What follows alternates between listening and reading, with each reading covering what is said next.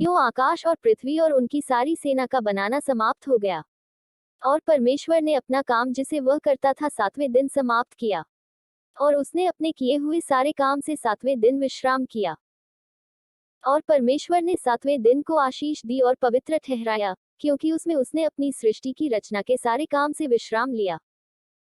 आकाश और पृथ्वी की उत्पत्ति का वृतांत यह है कि जब वे उत्पन्न हुए, अर्थात जिस दिन यहोवा परमेश्वर ने पृथ्वी और आकाश को बनाया, तब मैदान का कोई पौधा भूमि पर न था, और न मैदान का कोई छोटा पेड़ उगा था, क्योंकि यहोवा परमेश्वर ने पृथ्वी पर जल नहीं बरसाया था, और भूमि पर खेती करने के लिए मनुष्य भी नहीं था।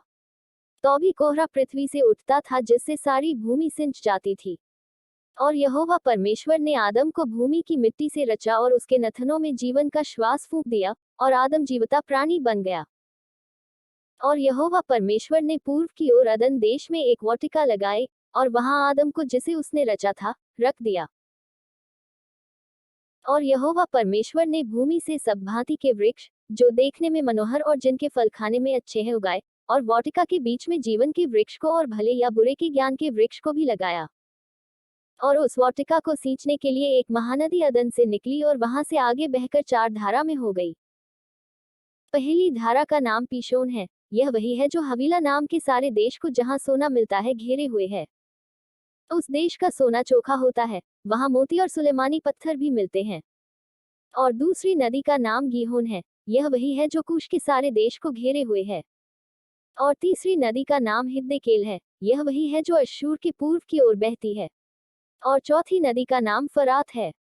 तब यहोवा परमेश्वर ने आदम को लेकर अदन की वाटिका में रख दिया, कि वह उसमें काम करे और उसकी रक्षा करे। तब यहोवा परमेश्वर ने आदम को यह आज्ञा दी, कि तू वाटिका के सब वृक्षों का फल बिना खटके खा सकता है, पर भले या बुरे के ज्ञान का जो वृक्ष है, उसका फल तू कभी न खाना, क्योंकि जिस दिन तू उसका फल खाए, उसी दिन अवश्य मर जाएगा।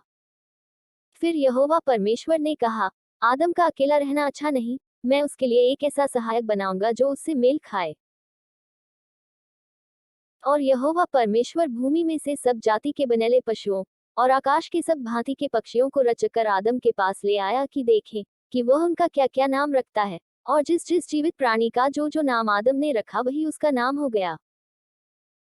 सो आदम ने सब जाति के घरेलू पशुओं और आकाश के पक्षियों और सब जाति के बनेले पशुओं के नाम रखे, परंतु आदम के लिए कोई ऐसा सहायक न मिला जो उससे मेल खा सके।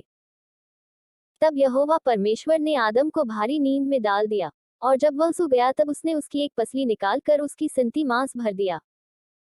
और यहोवा परमेश्वर ने उस पसली को, जो उसने आदम में से निकाली थी, स्त्री बना दिया, और उसको आदम के पास ले आया।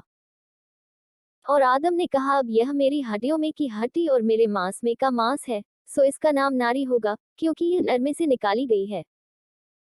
इस कारण पुरुष अपने माता पिता को छोड़कर अपनी पत्नी से मिला रहेगा, और वे एक तन बने रहेंगे। और आदम और उसकी पत्नी दोनों नंगे थे, पर लजाते न थे।